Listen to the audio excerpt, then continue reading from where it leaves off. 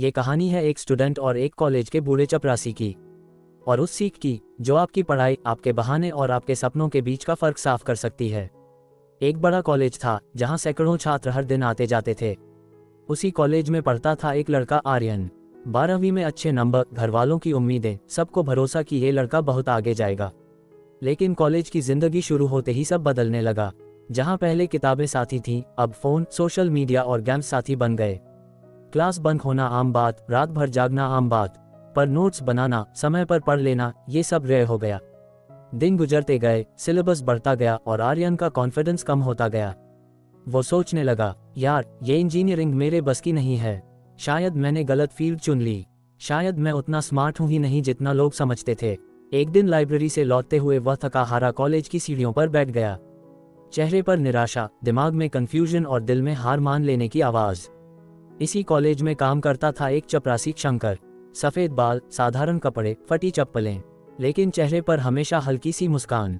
उस दिन शंकर ने आर्यन को यूं उदास बैठा देखा तो वह धीरे धीरे उसके पास आया और उसके बगल में बैठ गया।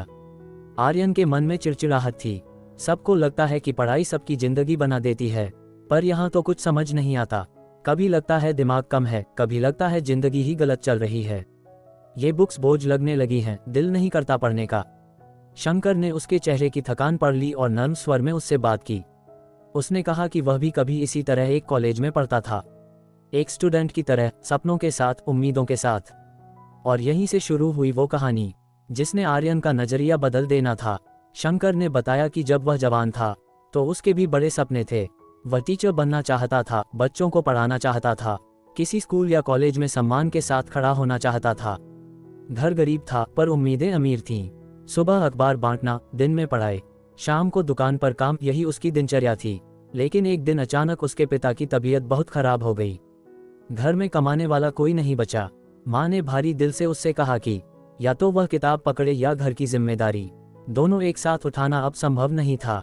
शंकर का दिल टूटा, पर उसने घर को चुना और कॉलेज की पढ़ाई बीच में ही छोड़ दी। डिग्री, क्लास, किताबें, सब यहीं कहीं पीछे छूट गए। कुछ सालों बाद उसे एक नौकरी मिली, और वो भी उसी कॉलेज में जहां कभी वह स्टूडेंट बनकर बैठने का सपना देखता था। फर्क बस इतना था कि अब वह क्लास के अंदर नहीं, क्लासरूम के बाहर खड़ा रहता था, कभी अटेंडेंस शीट लेकर, कभी झाड़ू लेकर। जिस जगह कभी वह किताबें खोलकर पढ़ता था, वहीं अब वह फर्श साफ करता था। ये सुनते सुनते आर्यन के अंदर एक चुप्पी छा गई। जिस पढ़ाई को वह बोझ मान रहा था, वही किसी और की अधूरी इच्छा बनकर खड़ी थी। शंकर ने अपनी बात आगे बढ़ाई। वह रोज सुबह कॉलेज की नोटिस बोर्ड के सामने 2 मिनट खड़ा होकर टॉपर्स के नाम पढ़ता और मन ही मन उनके लिए दुआ करता, ये वहां तक जाए जहां तक मैं नहीं जा पाया। उसने बताया कि जब वह स्टूडेंट्स को बुक्स के साथ लापरवाही से खेलते हुए देखता है, एग्जाम को मजाक में लेते हुए देखता है, तो उसके दिल में एक ही बात आती है, काश मेरे पास भी ये मौका होता तो मैं इसे यूं वेस्ट नहीं होने देता। आर्यन धीरे धीरे खुद को उस आईने में देखने लगा जो शंकर की कहानी ने उसके सामने रख दिया था। उसे महसूस हुआ कि जिस चीज को वह बर्डन कहकर टाल रहा है, किसी और के लिए वही चीज जिंदगी की सबसे बड़ी कमी है। उस दिन रात को कमरे में लौटकर पहली बार उसने किताब खोलते समय शिकायत नहीं की। उसने खुद से कहा, मेरे पास वो है जो शंकर अंकल के पास नहीं था। Time, books, college, teachers, internet, resources. अगर मैं भी बहाने बनाकर ये मौका खो दूं तो कल को मैं खुद को कभी माफ नहीं कर पाऊंगा। उसने अपनी कॉपी के पहले पेज पर लिखा, आज से बहाने खत्म, सिर्फ कोशिश शुरू। धीरे धीरे उसकी दिनचर्या बदलने लगी।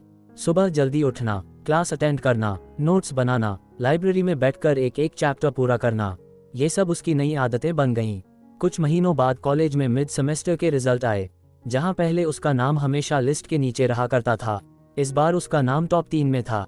दोस्तों को हैरानी हुई, टीचर्स खुश हुए, लेकिन जिस रिएक्शन का उसे सबसे ज्यादा इंतजार था, वह तो कॉलेज का चपरासी शंकर था। रिजल्ट हाथ में लिए वह भागता हुआ लॉन में पहुंचा, जहां शंकर पेड़ के नीचे बैठा चाय पी रहा था। आर्यन ने मुस्कुराते हुए रिजल्ट उसके हाथ में रखा और मन ही मन सोचा, ये सिर्फ नंबर नहीं है, ये उस सीख का नतीजा है जो किसी किताब में नहीं, किसी इंसान के अनुभव में लिखी होती है। शंकर ने रिजल्ट देखा, उसकी आंखों में चमक आ गई और होठों पर एक गहरी, संतुष्ट मुस्कान। उसने आर्यन से कहा कि ये सिर्फ मार्क्स नहीं, ये उस दिन की जीत है जब उसने बहानों की जगह मेहनत को चुना था।